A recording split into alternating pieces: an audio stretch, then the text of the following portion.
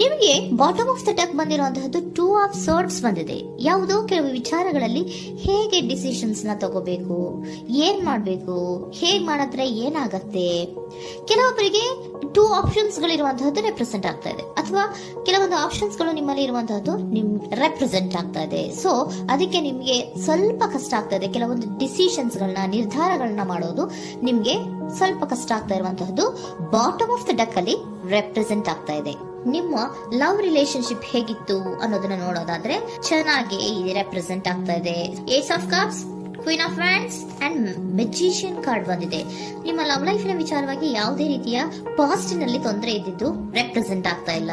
ನೀವು ತುಂಬಾ ಚೆನ್ನಾಗಿದೆ, ಒಂದು ಕ್ಯೂರಿಯಾಸಿಟಿ ಇತ್ತು, ಬಹಳಷ್ಟು ತುಂಬಾನೇ ನೀವು ಲವ್ ಲೈಫಿನ ವಿಚಾರದಲ್ಲಿ ಬಂದಾಗ ನೀವು ನಿಮ್ಮ ಲವ್ ಲೈಫಿನಲ್ಲಿ ತುಂಬಾನೇ ಮಾತಾಡಿದ್ದೀರಾ. ನೀವಿಬ್ರು ತುಂಬಾ ಟಾಕ್ಟಿವ್ ಆಗಿ ಇಬ್ರು ಕೂಡ ತುಂಬಾ ಚೆನ್ನಾಗಿ ಮಾತಾಡಿದ್ದೀರಾ.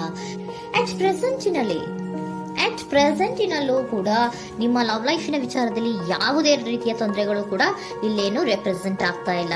The empress card, the emperor and page of swords ಬಂದಿದೆ. ನಿಮ್ಮ ಲವ್ ಲೈಫಿನ ವಿಚಾರದಲ್ಲಿ ಒಂದು ರಾಜ ರಾಣಿ ತರ ರೆಪ್ರೆಸೆಂಟ್ ಆಗ್ತಾ ಇದೆ.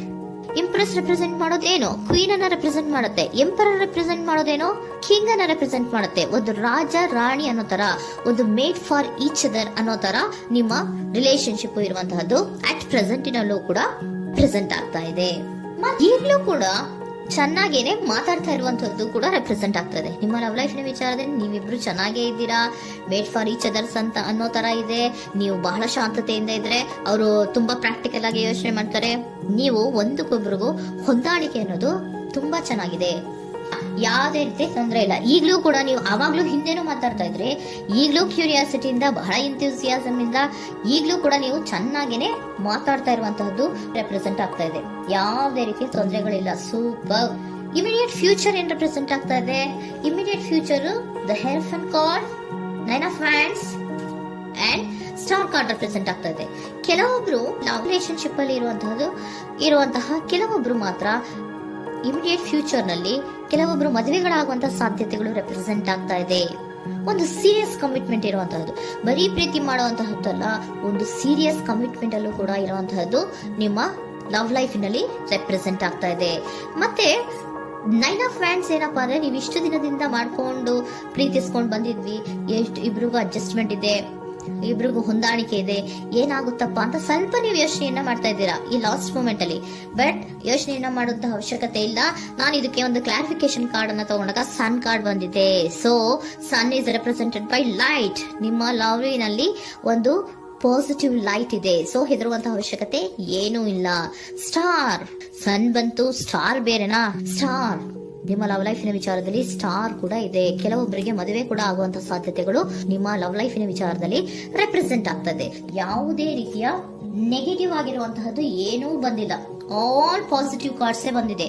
ಲವ್ ಲೈಫಿನ ವಿಚಾರದಲ್ಲಿ ಯಾವುದೇ ರೀತಿಯ ತೊಂದರೆಗಳು ಇದ್ದ ಹಾಗೆ ಕಾಣಿಸ್ತಾ ಇಲ್ಲ.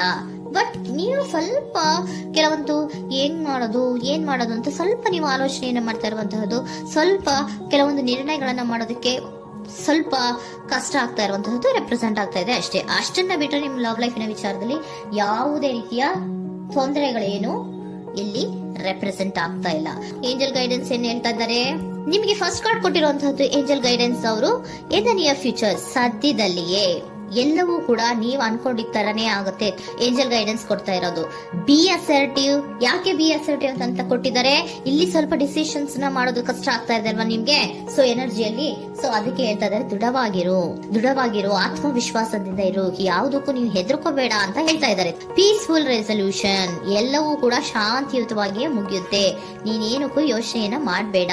Meditation bring answer. ಮೆಡಿಟೇಷನ್ ಇಂದ ನಿಮ್ಗೆ ಆನ್ಸರ್ ಗಳಿರುತ್ತೆ. ಸ್ವಲ್ಪ ಕೂಲ್ ಆಗಿರಿ, ಸಮಾಧಾನವಾಗಿರಿ.